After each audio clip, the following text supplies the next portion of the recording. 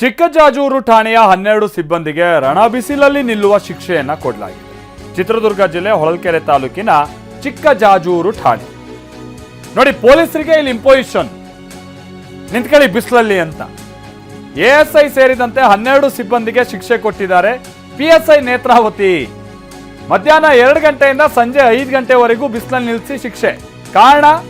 ಕಾರಣ ಕರ್ತವ್ಯ ನಿರ್ಲಕ್ಷ್ಯ. ಬರೀ ಬಿಸಿಲಲ್ಲಿ ನಿಲ್ಸಿರೋದಲ್ಲ, ಗನ್ನನ್ನ ಹೊತ್ಕೊಂಡು ನಿಂತ್ಕೊಬೇಕು, ಬಂದೂಕನ್ನ ಕೈಯಲ್ಲಿ ಹೊತ್ತು ಬಿಸಿಲಲ್ಲಿ ನಿಲ್ಲುವ ಶಿಕ್ಷೆ. ಆರೋಗ್ಯದಲ್ಲೆಲ್ಲ ವ್ಯತ್ಯಾಸ ಆಗ್ಬಿಟ್ಟಿದ್ಯಂತೆ. ಹೊಳಲ್ಕೆರೆ ಸರ್ಕಾರಿ ಆಸ್ಪತ್ರೆಯಲ್ಲಿ ಚಿಕಿತ್ಸೆ ಪಡೀತಾ ಇದ್ದಾರೆ ಕೆಲ ಸಿಬ್ಬಂದಿ. ನೋಡಿ ಎಷ್ಟು ಫಿಟ್ ಅಂಡ್ ಫೈನ್ ಇದ್ದಾರೆ ನಮ್ಮ ಪೊಲೀಸರು. ಬಿಸಿಲಲ್ಲಿ ನಿಲ್ಲಿಸ್ತಿದ್ದಂಗೆ ಕರ್ಕೊಂಡೋಗಿ ಹಾಸ್ಪಿಟ್ಲಿಗೆ ಸೇರಿಸಿದ್ದಾರೆ ಕೆಲವರನ್ನ. ಮೇಲಾಧಿಕಾರಿಗಳಿಗೆ ದೂರು ಹೇಳಿದಾರಂತೆ ಚಿಕ್ಕಜಾಜೂರು ಠಾಣೆ ಸಿಬ್ಬಂದಿ. ತನಿಖೆ ನಡೆಸಿ ವರದಿ ಕೊಡಬೇಕು ಅಂತ ಎಸ್ಪಿ ರಂಜಿತ್ ಭಂಡಾರು ಸೂಚನೆಯನ್ನ ಕೊಟ್ಟಿದ್ದಾರೆ. ಡಿವೈಎಸ್ಪಿ ಗಿರೀಶ್ ಗೌಡ ನೇತೃತ್ವದಲ್ಲಿ ತನಿಖೆಗೆ ಸೂಚಿಸಿದ್ದಾರೆ. ಪೊಲೀಸ್ ಸಿಬ್ಬಂದಿಗೆ ಬಿಸಿಲಲ್ಲಿ ನಿಲ್ಲಿಸಿ ಶಿಕ್ಷಿಸಿದ ಫೋಟೋಗಳು ವೈರಲ್ ಆಗಿದೆ. ಈಗ ಅಂತ ತಪ್ಪು ಇವ್ರು ಏನು ಮಾಡಿದ್ರು, ಆಮೇಲೆ ಗೊತ್ತಿಲ್ಲ, ಇದು ಸಾರ್ವಜನಿಕರಿಗೆ ಅನುಭವ ಇರುತ್ತಿದ್ರಲ್ಲಿ.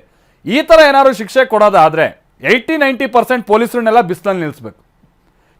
ಎಷ್ಟೋ ಸಲ ಇವ್ರು ಕೊಡುವಂಥ ರೆಸ್ಪಾನ್ಸ್ಗಳು, ಆ ಠಾಣೆಯಲ್ಲಿ ದಾಖಲಾಗಿರುವಂಥ ಕೇಸ್ಗಳನ್ನು ಅವ್ರು ಪತ್ತೆ ಹಚ್ಚುವಂಥ ರೀತಿ, ಅದಕ್ಕೆ ಅವ್ರು ತೋರಿಸುವಂಥ ಸೋಂಬೇರಿತನ, ಆ ಸಾರ್ವಜನಿಕರು ಕಂಪ್ಲೇಂಟ್ ಕೊಡುವಂಥ ಸಂದರ್ಭದಲ್ಲಿ ಅವ್ರು ಬರುವಂಥ ಸಂದರ್ಭದಲ್ಲಿ ಅವರು ನಡೆಸ್ಕೊಳ್ಳುವಂಥ ರೀತಿ, ಇದನ್ನು ಅನುಭವಿಸೋರಿಗೆ ಗೊತ್ತು.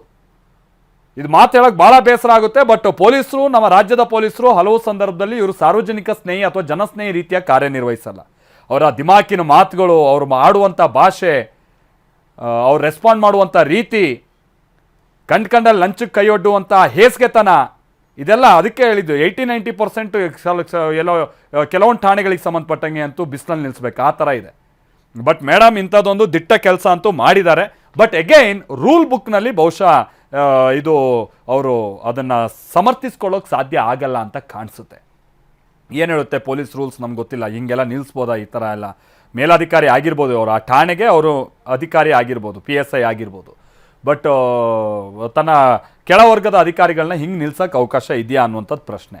ಆಮೇಲೆ ಮೇಡಮಿಗೆ ಅಷ್ಟು ಸಿಟ್ಟು ತರಿಸಿದಂಥ ವರ್ತನೆ, ಇವರೆಲ್ಲ ಅದೆಷ್ಟು ಕಳುಬಿದ್ದಿದ್ರು ಅದನ್ನು ಕೂಡ ನಾವಿಲ್ಲಿ ವಿಶ್ಲೇಷಣೆಗೆ ಒಳಪಡಿಸ್ಬೇಕಾಗುತ್ತೆ. ಈಗ ಮೇಡಮ್ ಮೇಲೆ ಕೇಸ್ ಆಗ್ಬೋದು, ನೇತ್ರಾವತಿ ಅವ್ರ ಮೇಲೆ. ಬಟ್ ಯಾಕೆ ಸಿಟ್ಟಾದ್ರು, ಇವ್ರು ಕೆಳ ಹಂತದ ಅಧಿಕಾರಿಗಳು ಆ ರೀತಿಯಾಗಿ ಅಂಥ ಸೋಂಬೇರಿತನದ ಕೆಲಸ ಏನು ಮಾಡ್ತಾ ಇದ್ರು, ಇದು ಕೂಡ ವಿಶ್ಲೇಷಣೆಗೆ ಒಳಗಾಗಬೇಕು.